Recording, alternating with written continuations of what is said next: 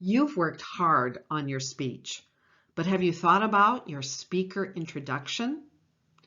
What the person who introduces you says before you speak can either get your audience leaning forward in anticipation, or it could put them to sleep, or worse, set up a negative expectation. Use your speaker introduction to get them leaning forward. Engage and connect before you even start speaking. If you're old enough to remember The Tonight Show, you might remember Ed McMahon's introduction of Johnny Carson. Here's Johnny. It was the shortest, but perhaps one of the most famous introductions in entertainment. Usually introductions need to be a little longer. Probably 30 seconds to 1.5 minutes is the sweet spot.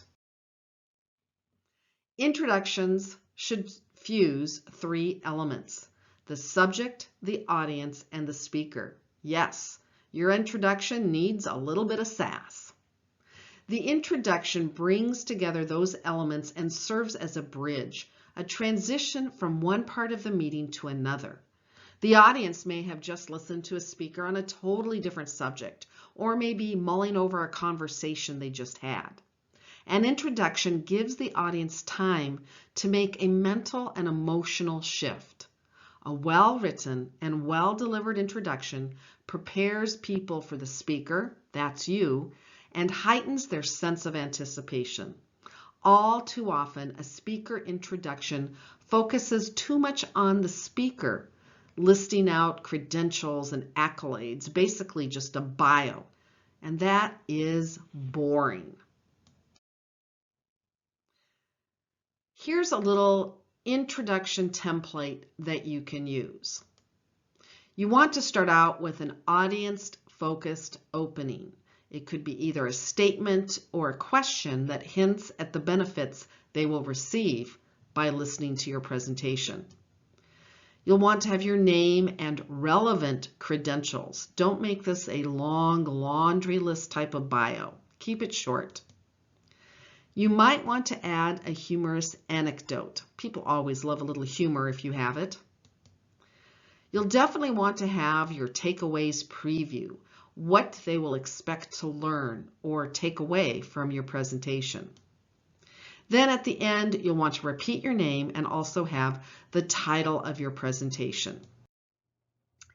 I'll give you an example of an introduction that I have for a presentation that I do on strategic storytelling in business. Do you want to reduce your anxiety when you speak to a group? Do you want people to remember your message? Do you want to build trust? Then you need to use storytelling in your business. Our presenter, Diane Windingland, is the author of several books on communication skills, including 100 Tips and Tricks to Appear Confident in Presentations.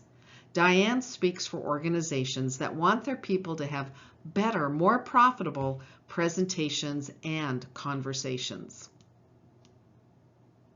Diane started out many years ago as an engineer with awkward communication skills. Through life experiences, owning a few businesses, networking, Toastmasters, and improv classes, she has come a long way from the young woman who would duck into the restroom to avoid talking with people. Now, she follows people into the restroom just to talk to them. Well, just women. Today, Diane will help you discover the power of storytelling in business. You can learn some techniques for crafting compelling stories and begin to tell your own stories. Please join me in welcoming Diane Windingland as she presents Strategic Storytelling for Business. Now, remember to be kind to the person who's introducing you. You want to have your written out introduction in at least 14-point font so they can read it. Try to keep it to one page. Actually, if it's 14 point, one page double spaced, it definitely won't be too long. Make sure you include the pronunciation of your name if it is all unusual, or any other words that might trip up the person introducing you. And ask them to read it out loud. If they can read it in front of you, that would be even better, but at least to practice reading it out loud once so they're comfortable with it. You should let them know whether they can ad-lib or if they need to read it exactly the way you wrote it. Again, you'll want to send it in advance, but sometimes they get misplaced, so bring a backup copy or have a backup copy ready to send just in case that happens. It's probably happened to me 25% of the time. Remember, your speech and your speaker introduction is not all about you. It's about you, your subject, and your audience.